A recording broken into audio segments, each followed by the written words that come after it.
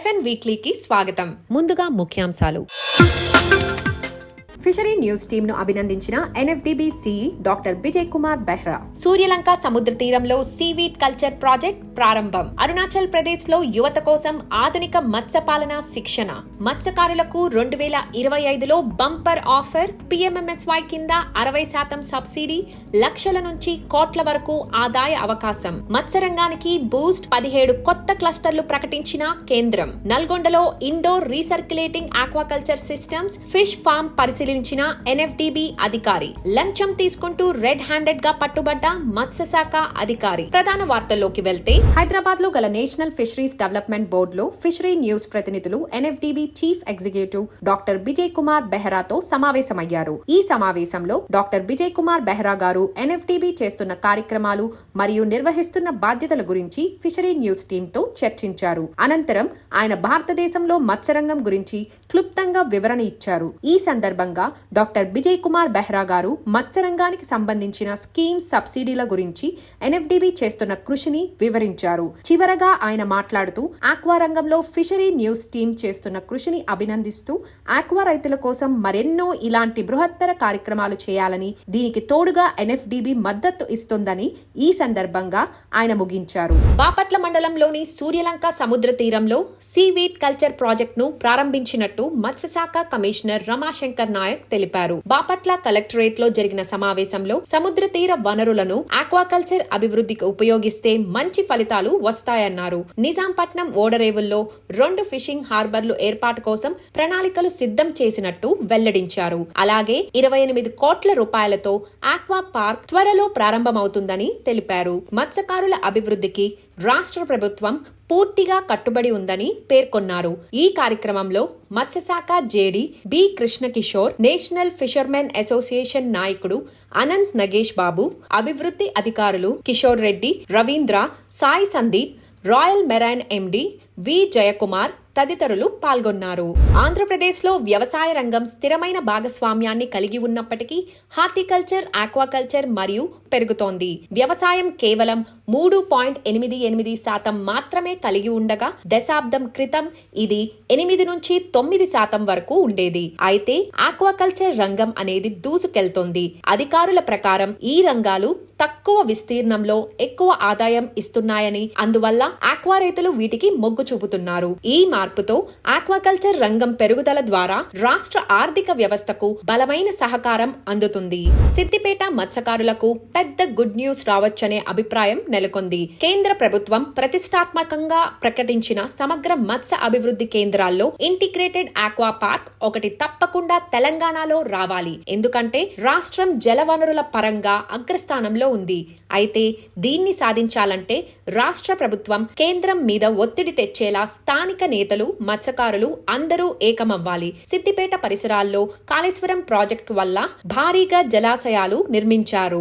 కానీ అవి పూర్తి స్థాయిలో ఉపయోగపడేలా చూడాలి. ఈ ప్రాంతం మత్స్యకారులకు, స్థానిక యువతకు ఉపాధి, ఆదాయ వృద్ధి కలిగించే అవకాశం ఉంది. కేంద్రం ప్రతిపాదించిన 500 కోట్ల ప్రాజెక్ట్ ద్వారా చేపపిల్లల ఉత్పత్తి కేంద్రాలు, ఫిష్ ప్రాసెసింగ్ యూనిట్లు, ఎగుమతుల సౌకర్యాలు వస్తాయి. దీనికి స్థానిక నేతలు, ముఖ్యంగా హరీష్ రావు, రఘునందన్ రావు, కేసీఆర్ లాంటి పెద్దలు అండగా ఉంటే సిద్దిపేటలో సమగ్ర మత్స్య అభివృద్ధి కేంద్రం రావడం పెద్ద కష్టమేమీ కాదు. ఈ అవకాశాన్ని అందిపుచ్చుకోవడానికి మత్స్యకారులు, ప్రజాప్రతినిధులు, అన్ని రాజకీయ పార్టీలు కలిసికట్టుగా కృషి చేయాలని మత్స్య రైతులు అభిప్రాయపడుతున్నారు. అరుణాచల్ ప్రదేశ్ వ్యవసాయ మత్స్య అనుబంధ రంగాల శాఖ మంత్రి గేబ్రియల్ డి వాంగ్సు శనివారం పబాయ్ ఫిష్ ఫార్మ్ ను సందర్శించారు. ఈ సందర్భంగా క్యాచ్ దెమ్ యంగ్ ముగింపు కార్యక్రమంలో పాల్గొన్నారు. ఈ కార్యక్రమం నిరుద్యోగ యువతకు ఆధునిక మత్స్యరంగానికి సంబంధించిన స్కిల్స్ నేర్పించే ఉపాధి అవకాశాలను కల్పించడం లక్ష్యంగా చేపట్టారు. ప్రతి ఏడాది సుమారు 360 మంది యువ రైతులకు శిక్షణ ఇచ్చేలా ఈ పథకాన్ని చేపట్టారు. పబాయ్ ఫిష్ ఫార్మ్ లో శిక్షణ విధానం, వసతి, భోజన ఏర్పాట్లను మంత్రి స్వయంగా పరిశీలించారు. ఈ శిక్షణ ద్వారా యువకులు ఆత్మనిర్భరంగా మారి ఆదాయం పొందే అవకాశం ఉందని మంత్రి తెలిపారు. ఫిష్ ఫార్మ్ లో ఉన్న వసతులు, శిక్షణ ప్రమాణాలు ప్రమాణాలు, ఆతిథ్యాన్ని మంత్రి మెచ్చుకున్నారు.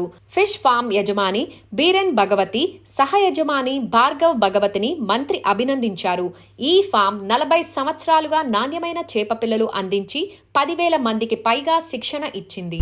పార్వతీపురం మన్యం మత్స్యశాఖ అధికారి వేముల తిరుపతయ్య లంచం తీసుకుంటూ ఏసీబీ అధికారులకు రెడ్ హ్యాండెడ్ గా పట్టుబడ్డారు.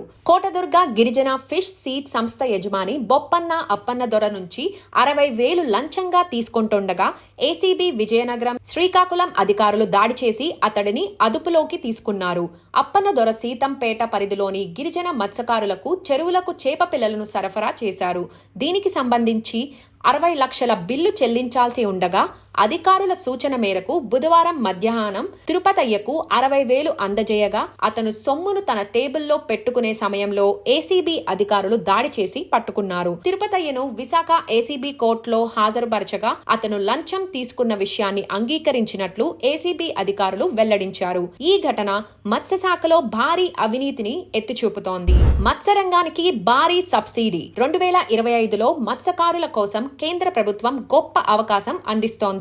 ప్రధానమంత్రి మత్స్య సంపద యోజన కింద 60% వరకు సబ్సిడీ అందిస్తున్నారు. చేపల సాగు ద్వారా లక్షల నుంచి కోట్ల వరకు ఆదాయం పొందవచ్చని అధికారులు చెబుతున్నారు. మత్స్య పరిశ్రమను ప్రోత్సహించడానికి ఈ పథకం అమలు చేస్తున్నారు. ఈ పథకం ద్వారా చేపల సాగు కోసం పాండ్ నిర్మాణం, కోల్డ్ స్టోరేజీ, ఫిష్ ఫార్మింగ్ యంత్రాలు మరియు ఇతర అవసరాలపై ప్రభుత్వం భారీ సాయం చేస్తోంది. ఆసక్తి ఉన్నవారు ఆన్లైన్ ద్వారా దరఖాస్తు చేసుకోవచ్చు. సరైన ప్రణాళికతో చేపల సాగు చేస్తే ఇది మంచి ఆదాయ మార్గంగా మారుతుందని అధికారులు తెలిపారు. రైతులు, యువతీ యువకులు ఈ అవకాశాన్ని సద్వినియోగం చేసుకోవాలని సూచిస్తున్నారు. పశ్చిమ బెంగాల్ ఈస్ట్ మిడ్నాపూర్ లో మార్చి 23, 2025న మత్స్యసాది యాప్ విడుదలైంది. 10 మంది మహిళా మత్స్యకారులు ప్రారంభించిన ఈ కార్యక్రమంలో doctor NN Datta, IIT Guwahati, Kapil గోయాంగ్, డాక్టర్ దెప్తాను బర్మన్ పాల్గొన్నారు. ఈ యాప్ ద్వారా ఆన్లైన్ లెర్నింగ్ కోర్సులు, ఫిష్ ఫార్మింగ్ మెలకువలు, doctors online call, loans, market linkages లభిస్తాయి. Aqua doctor solutions common service centre ప్రారంభించి ఆక్వా ల్యాబ్ సేవలను కూడా అందుబాటులోకి తెచ్చారు. వచ్చే అప్గ్రేడెడ్ వెర్షన్ లో మత్స్యకారులు, హోల్సేల్ కొనుగోలుదారులు, ఫీడ్ అండ్ ఎక్విప్మెంట్ సప్లయర్లను ఒకే వేదికపైకి తీసుకురానున్నారు. ఇది మత్స్య పరిశ్రమ అభివృద్ధి, ఆదాయ పెంపు, మార్కెట్ వ్యవస్థలో సమగ్ర మార్పులకు దోహదం చేయనుంది. మత్స్యసాది యాప్ ఆక్వాకల్చర్ కు సాంకేతిక సహకారం అందించనుంది. న్యూఢిల్లీలో కేంద్ర మత్స్యశాఖ PMMSY కింద దేశవ్యాప్తంగా 17 ఫిషరీస్ ఉత్పత్తి మరియు ప్రాసెసింగ్ క్లస్టర్లను ప్రకటించింది. ఈ క్లస్టర్లు cold water, salt water, fresh water, scampi, seaweed, tuna, ornamental fisheries విభాగాలను కవర్ చేస్తాయి. బ్లూ రెవల్యూషన్ లక్ష్యంగా మత్స్య పరిశ్రమ అభివృద్ధికి, ఉత్పత్తి వ్యయాల తగ్గింపుకు, స్థిరమైన వృద్ధికి ఈ క్లస్టర్లు తోడ్పడతాయి. NFDB జిల్లా యంత్రాంగాలతో కలిసి మత్స్యకారులు, SHGS, JLGS, FFPOs, fish forms కు మద్దతునిస్తుంది. నాబార్డ్ సహకారంతో శిక్షణ కార్యక్రమాలు, ఫైనాన్షియల్ అండ్ టెక్నికల్ స్కిల్స్ అభివృద్ధి చేయనుంది. MSME, ఆహార ప్రాసెసింగ్ మంత్రిత్వ శాఖలతో సమన్వయం చేసి మార్కెట్ లింకేజెస్ పెంచనున్నారు. వాల్యూ యాడెడ్ ప్రొడక్ట్స్ ఎగుమతులను పెంచేందుకు చర్యలు తీసుకుంటున్నారు. రిజర్వాయర్, తడి భూమి, cage culture, fishing harbour, pearl culture వంటి ప్రత్యేక క్లస్టర్లను ఏర్పాటు చేశారు. ప్రతి క్లస్టర్ స్థానిక అవసరాలను దృష్టిలో ఉంచుకొని అభివృద్ధి చేయనున్నారు. మత్స్య పరిశ్రమలో పెట్టుబడులను ఆకర్షించేందుకు కేంద్రం ఈ ప్రణాళికను రూపొందించింది. ప్రధానమంత్రి నరేంద్ర మోదీ మారిషస్ పర్యటనలో కీలక ఒప్పందాన్ని కుదుర్చుకున్నారు. ఇండియన్ నేవీ మరియు మారిషస్ కోస్ట్ గార్డ్ మధ్య వైట్ షిప్పింగ్ సమాచారం పంచుకునే సాంకేతిక ఒప్పందం జరిగింది. ఈ ఒప్పందం ద్వారా మారిషస్ సముద్ర జలాల్లో అక్రమ చేపల వేటను నిరోధించడంలో సహాయం అందుతుంది. 2 దేశాలు సముద్ర భద్రతను బలోపేతం చేసి చట్టబద్ధమైన చేపల వేటకు సహకరిస్తాయి.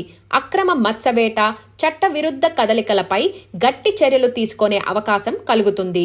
సముద్ర ఆర్థిక కార్యకలాపాలు మరింత సక్రమంగా సాగేందుకు ఇది తోడ్పడుతుంది. ప్రధానమంత్రి మోదీ ఇది 2 దేశాల నౌకా భద్రతలో మైలురాయి అని తెలిపారు. ఇందువల్ల మారిషస్ కు భారత్ నుంచి మద్దతు మరింతగా పెరగనుందని అధికారులు అభిప్రాయపడ్డారు. గంగ నది స్వయం స్వచ్ఛతపై పరిశోధన చేసిన ప్రముఖ శాస్త్రవేత్త డాక్టర్ అజయ్ కుమార్ కుమార్ సోన్కర్ కు అంతర్జాతీయ గుర్తింపు లభించింది. ఆయనను యూరోపియన్ ఆక్వాకల్చర్ సొసైటీ స్పెయిన్ లో 2025 సెప్టెంబర్ 22 నుండి 25 వరకు జరగనున్న ఆక్వాకల్చర్ యూరోప్ 2025 సదస్సుకు ఆహ్వానించింది. ఆయన రీసెర్చ్ గంగలోని బ్యాక్టీరియోఫేజ్లు సహజ శుభ్రతను కలిగిస్తాయి అనే అంశంపై కేంద్రంగా ఉంటుంది. ఈ పరిశోధన వాటర్ కన్జర్వేషన్ కు ప్రపంచ వ్యాప్తంగా మార్గం చూపుతుందని యూరోపియన్ సొసైటీ పేర్కొంది. మార్చి నెలలో ఆయన వ్యాసం ఆక్వాకల్చర్ యూరోప్ పత్రికలో ప్రచురితమవుతుంది. ఇది భారత్ కు గర్వకారణమని శాస్త్రవేత్తలు అభిప్రాయపడ్డారు. డాక్టర్ సోన్కర్ రీసెర్చ్ ప్రపంచ ఆక్వాకల్చర్ రంగానికి ఒక కొత్త దిశగా మారనుందని విశ్లేషకుల అభిప్రాయం. మహారాష్ట్రలో ఉత్తమ నాణ్యత గల మంచినీటి చేపలకు ప్రసిద్ధి అయిన ఉజాని డ్యాం లో అక్రమంగా చేపల వేట జరుగుతుండడం జిల్లా యంత్రాంగం నీటిపారుదల శాఖకు పెద్ద సవాలుగా మారింది. ఇందాపూర్ తహసీల్లోని నిపుణులు, కార్యకర్తలు దీనిపై ఆందోళన వ్యక్తం చేస్తున్నారు. వేసవిలో ఈ అక్రమ వేట ఎక్కువగా జరుగుతుందని, ముఖ్యంగా చైనీస్ వలలు ఉపయోగించడం వల్ల చిన్న చేపలతో పాటు చేప పిల్లలు కూడా చిక్కుతున్నాయని పరిశీలకులు చెబుతున్నారు. ఇది ఉజని డ్యాం మొత్తం పర్యావరణ వ్యవస్థను, ఫిషింగ్ ఆర్థిక వ్యవస్థను తీవ్రంగా ప్రభావితం చేస్తోంది. గత వారం నీటిపారుదల శాఖ అధికారులు అక్రమంగా వదిలిన అనేక వలలను ధ్వంసం చేసినప్పటికీ ఇది తాత్కాలిక చర్య మాత్రమేనని కార్యకర్తలు అంటున్నారు. ఇతర రాష్ట్రాల నుండి వచ్చే పెద్ద సంఖ్యలో అక్రమ మత్స్యకారులపై సమగ్ర ప్రణాళిక అవసరమని వారు డిమాండ్ చేస్తున్నారు. పగలు రాత్రి చేపలు పట్టే ఈ అక్రమ వేట కారణంగా పర్యావరణానికి తీవ్ర నష్టం కలుగుతోంది. కొంతమందిపై మాత్రమే అధికారులు చర్యలు తీసుకుంటారు, కానీ వందలాది మంది ఇలాగే చట్ట విరుద్ధంగా పనిచేస్తున్నారు. ఇది స్థానిక చేపల వ్యాపారాన్ని కూడా దెబ్బతీసింది అని ఇందాపూర్ కు చెందిన కార్యకర్త సందేశ్ బండారే తెలిపారు. నల్గొండ జిల్లా బీబీనగర్ లోని నేమరుగొముల వద్ద blue aqua RIS fish farm ను NFDB chief executive doctor Bijay Kumar Behera garu, senior executive doctor ఏవి మాధురి సందర్శించారు. పిఎంఎంఎస్వై యోజన కింద అభివృద్ధి చేసిన ఈ ప్రాజెక్ట్ ఇండోర్ అక్వాటిక్ ఫార్మింగ్ మోడల్లో ఆర్ఐఎస్ పద్ధతిలో మరల్ కల్చర్ పై దృష్టి పెట్టింది. ఈ ప్రాజెక్ట్ 4.13 కోట్ల ప్రైవేట్ పెట్టుబడితో ప్రారంభించబడింది. ప్రస్తుతం సంవత్సరానికి 120 టన్నుల చేప ఉత్పత్తిని సాధిస్తోంది. అలాగే సంవత్సరానికి 1.20 కోట్ల ఆదాయాన్ని ఆర్జిస్తూ ప్రత్యక్షంగా 6 మందికి, పరోక్షంగా 25 మందికి ఉపాధిని కల్పిస్తోంది.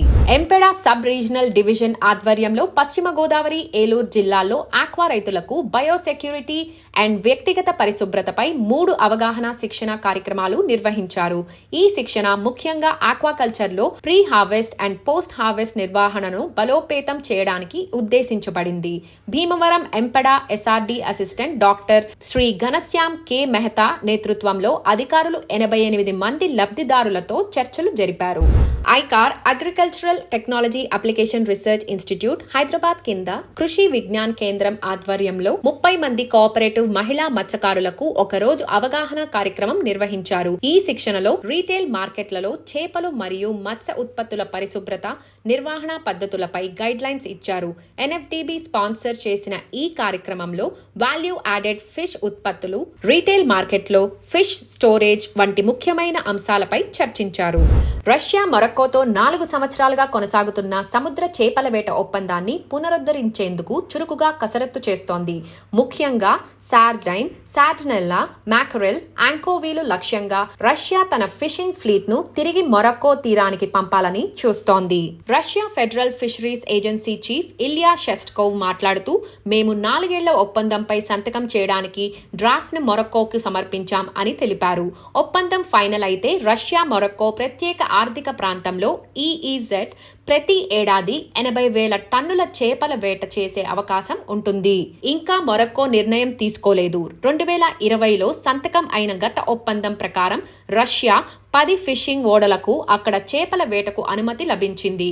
అయితే 2024 ఒప్పందం ముగియడంతో రష్యా ఓడల మొరక్కో జలాలను విడిచిపెట్టాయి. ప్రస్తుతం ఒప్పందాన్ని పునరుద్ధరించే అంశంపై చర్చలు కొనసాగుతున్నాయి. పాకిస్తాన్ అధికారికంగా ఫిషరీస్ సబ్సిడీ ఒప్పందాన్ని అంగీకరించింది. పాకిస్తాన్ రాయబారి Ali Sarfaraz Hussain WTO director general Okonjo ఇవేలాకు ఒప్పందం పత్రాలను సమర్పించారు. ఈ సందర్భంగా ఒకోన్జో ఇవేలా మాట్లాడుతూ, పాకిస్తాన్ నిర్ణయం మత్స్యకారుల జీవనోపాధికి, సముద్ర వనరుల పరిరక్షణకు కీలకమైనదని తెలిపారు. రాయబారి హుసేన్ తమ దేశం సముద్ర సంపదను కాపాడేందుకు పూర్తి కట్టుబాటుతో ఉందని స్పష్టం చేశారు. ఈ ఒప్పందాన్ని ఇప్పటి వరకు 94 వరల్డ్ ట్రేడ్ ఆర్గనైజేషన్ సభ్య దేశాలు ఆమోదించగా ఇంకా 17 దేశాల ఆమోదం అవసరం. 2022లో జెనీవాలో జరిగిన వరల్డ్ ట్రేడ్ ఆర్గనైజేషన్ 12వ మంత్రివర్గ సమావేశంలో ఈ ఒప్పందంపై నిర్ణయం తీసుకున్నారు. యూకే రష్యా చేపల దిగుమతులపై పరిమితులు విధించిన ప్రాసెసింగ్ లూప్ హోల్స్ ద్వారా టన్నుల కొద్దీ చేపలు మార్కెట్లోకి చేరుతున్నాయి. 100 మిలియన్ యూరోల విలువైన రష్యా చేపలు చైనా, నెదర్లాండ్స్ ద్వారా ప్రాసెస్ చేయబడి ఫ్రోజన్ ఫిలెట్లు, ఫిష్ ఫింగర్స్ రూపంలో యూకేలో అమ్మకానికి వస్తున్నాయి. టెస్కో, సెయిన్స్బరీ వంటి పెద్ద సూపర్ మార్కెట్లు రష్యా చేపల ప్రత్యక్ష దిగుమతులను తగ్గించిన ప్రాసెస్డ్ ఉత్పత్తులుగా మార్కెట్లో కొనసాగే పరిస్థితి ఉంది. 2022లో ఉక్రెయిన్ పై రష్యా దాడి తర్వాత 35% టారిఫ్ విధించడంతో రష్యా చేపల దిగుమతులు 16,000 టన్నుల నుంచి 168 టన్నులకు పడిపోయాయి. అయితే 2023లో 8,961 టన్నుల రష్యా చేపలు నెదర్లాండ్స్ ద్వారా యూకే మార్కెట్లోకి ప్రవేశించాయి. వీటి విలువ 38 మిలియన్ యూరోలకి పైగా ఉంది. యూకే ఫిషరీస్ లిమిటెడ్ ఈ పరిస్థితిని తప్పుబడుతూ రష్యా ఉత్పత్తులు అమ్మకానికి వస్తూ పుతిన్ యుద్ధానికి నిధులు సమకూరుస్తున్నాయి అని ఆందోళన వ్యక్తం చేశారు. ఇంతటితో FN వీక్లీ సమాప్తం. Follow fishery.news for more updates.